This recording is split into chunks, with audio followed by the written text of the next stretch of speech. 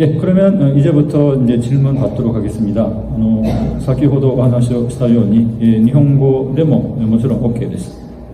그리고 누군가 뭐 지명을 하셔도 좋고요. 아니면 특별히 지명하시지 않으면 그 질문 내용에 따라 저희가 알아서 3명 중 1명이 답하도록 하겠습니다. 예, 먼저. 2つほど質問がありますけれどよろしいでしょうか。はい、1つ目は一次の筆記試験で何かを書くらしいんですけど、それは白紙の紙に書くのでしょうか、それとも原稿用紙のような形がしているんでしょうか。はい、それからもう一つ。はい、それからもう一つは面接の際に癖でとかとかいうそういう発言が多いとやはり減点されるのかという点です。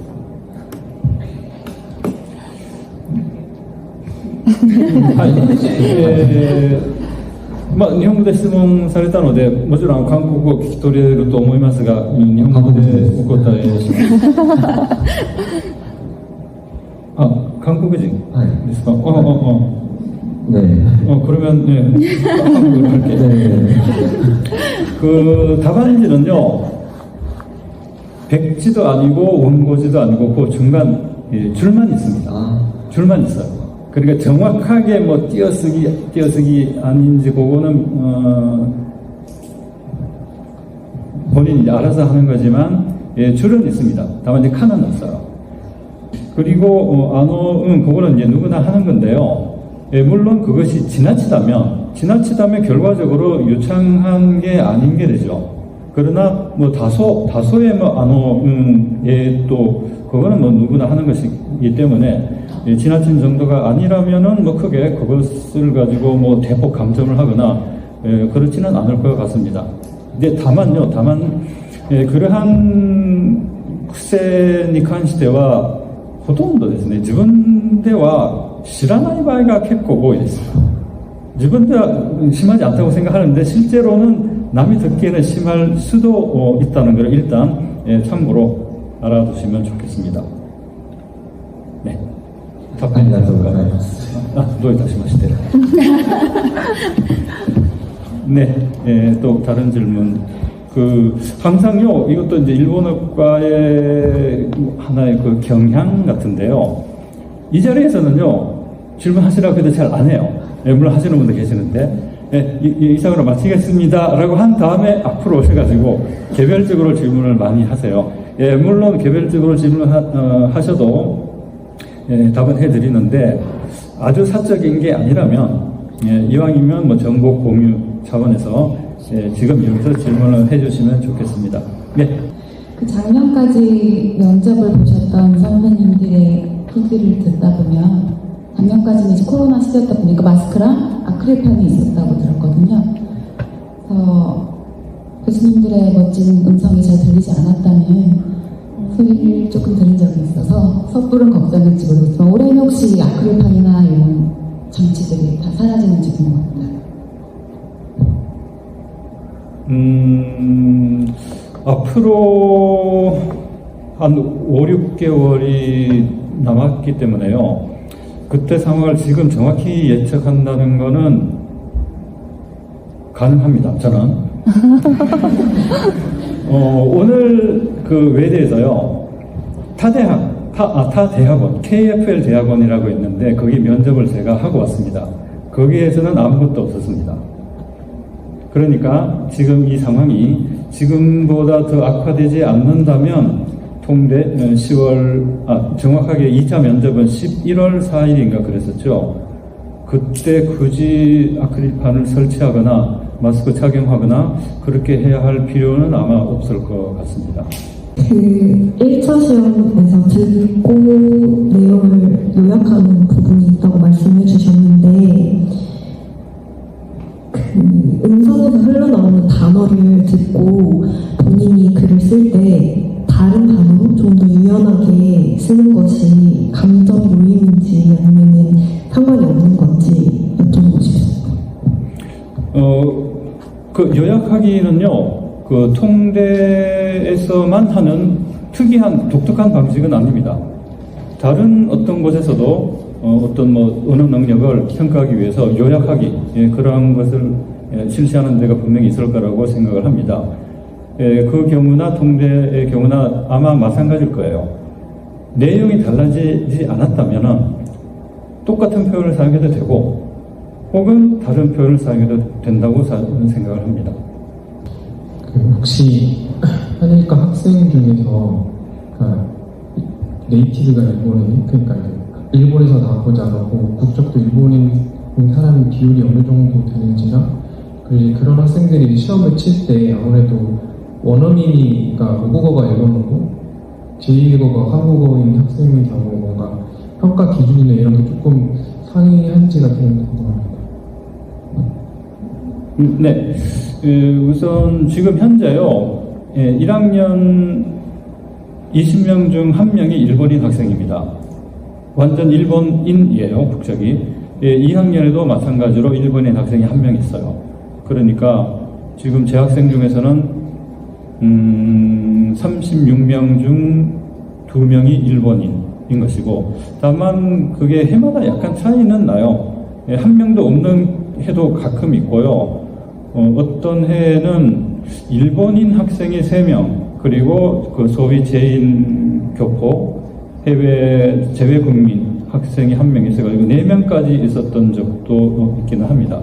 아마 이제 평균적으로는 1년에 1명 내지 2명 정도 아닐까, 그렇게 생각을 합니다. 그리고 특별히 그 평가 기준이 달라지는 것은 아니에요.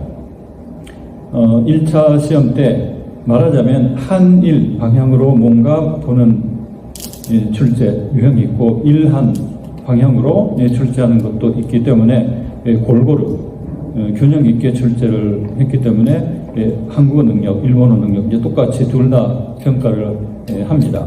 이제 다만 2차 면접 때는 주로 일본어 원어민이라면 한국어 능력을 더 중점적으로 보게 되고, 이제 그 정도 차이만 있고요. 그 밖에 이제 큰 차이는 없어요.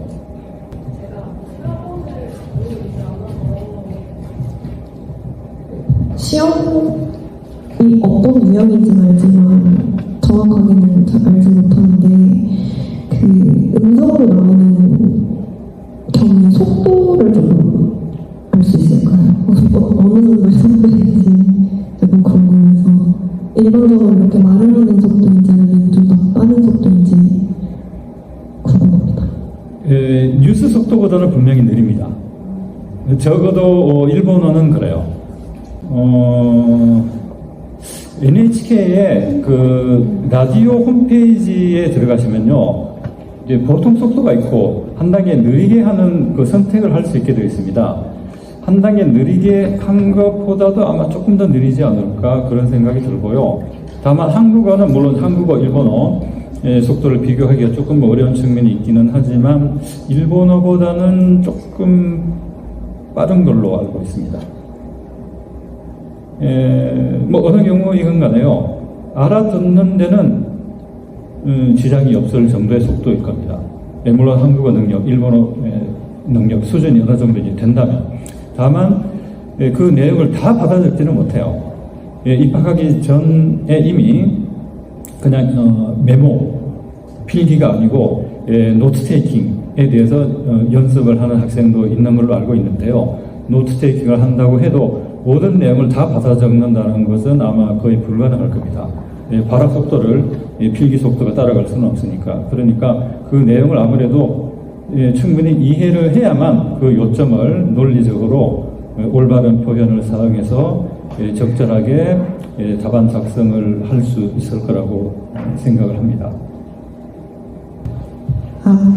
네. 오늘 시간 내서 설명해 주셔서 너무 감사합니다. 2차 면접에 대한 질문인데요. 제가 한국외대 공식 유튜브에서 이제 1차에 관련한 설명을 해주시는 것을 들었을 때 이제 블라인드 형식으로 채점을 하신다고 들었습니다. 그런데 2차에서도 블라인드 형식으로 진행하시는 건지, 아니면 개인정보에 대해서 어느 정도 알고 계신 상태에서 질문을 주시는 건지가 궁금해서요. 왜냐하면 한국에서는 이제 공기업 같은 데에서 면접을 보거나 하면 출신 대학을 언급하는 것만으로도 합격에 영향을 끼치는 경우가 있다고 들어서 그런 부분에 대한 설명이 궁금합니다. 네. 1차 때는 말씀하신 것처럼요, 어떻게 알았는지 모르겠는데, 답안지 맨 위에 응시 번호가 있고 이름이 있는데 그 부분은 완전히 가립니다. 그래서 채점을 하는 사람이 절대로 못 보게 되어 있고요. 근데 2차 면접 때는 서로 얼굴을 보면서 합니다. 그래서 실제로 이 입시 설명회 때 어떤 남학생이요, 주임 교수 김한식 교수보다 잘생긴 남학생은 합격 못한다는 이야기를 들었는데 사실입니까? 그 질문을 진지하게 하는 학생이 있었어요. 사실입니다. 사실인데 실제로 그러한 이유로 불합격된 남학생이 지금까지 한 명도 없어요. 걱정 안 하셔도 됩니다. 얼굴은 봅니다. 보는 이유가 얼굴 본다는 게 얼굴 가지고 평가한다는 것이 아니고 서로 이제 마주보고 뭔가 이제 가리지 않는다는 거죠. 마주보고 해야 그 사람의 태도라든가 성실한 모습인지 아닌지 그러한 것을 제대로 평가할 수 있기 때문에요. 그것까지 가릴 필요는 없다고 봅니다. 이제 다만 학교를 어디서 나왔는지, 이 출신 학교, 과거에는 심지어는 가족 사항까지 입학 원서에 이제 기재한 때가 있었는데요. 그건 하지 않습니다. 그리고 출신교도 지금은 아예 기재를 안 해요. 그래서 안 봅니다. 만약 기재를 했다고 해도 어차피 상관없어요. 저희가 그거를 보고 평가하는 것은 아니기 때문에.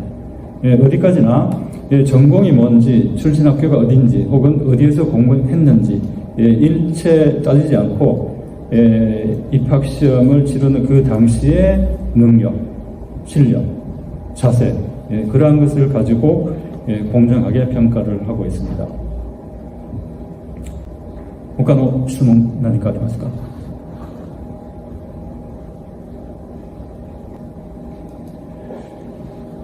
예, 그러면 좋은 질문을 해주셨고 또 그 좋은 질문에 대해서 제가 좋은 답변을 해드린 것 같아서 더 이상 질문이 없는 것 같습니다.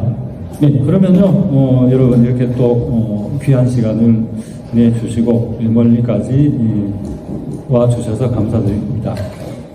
1년 후에도 입학 설명회를 이맘때쯤에 할 거예요. 1년 후에 다시 오시지 않아도 되게끔 1년 후에는 이 학생처럼 여러분 중에 누군가가 경험담을 이야기할 수 있게 되고 또는 내년 3월쯤에 통번역회학원 이 건물 어디선가 강의실에서 저와 여러분이 함께 뵐 수 있었으면 좋겠습니다. 혹시 마지막으로 하시고 싶은 말씀? 없습니다. 무다대만 입을까? 들어오시면 부르겠습니다. 여러분 잘 기억해두세요. 오시면 부르시겠대요. 録音した方が何か大丈夫何か예, 그러면 이상으로 마치겠습니다. 감사합니다.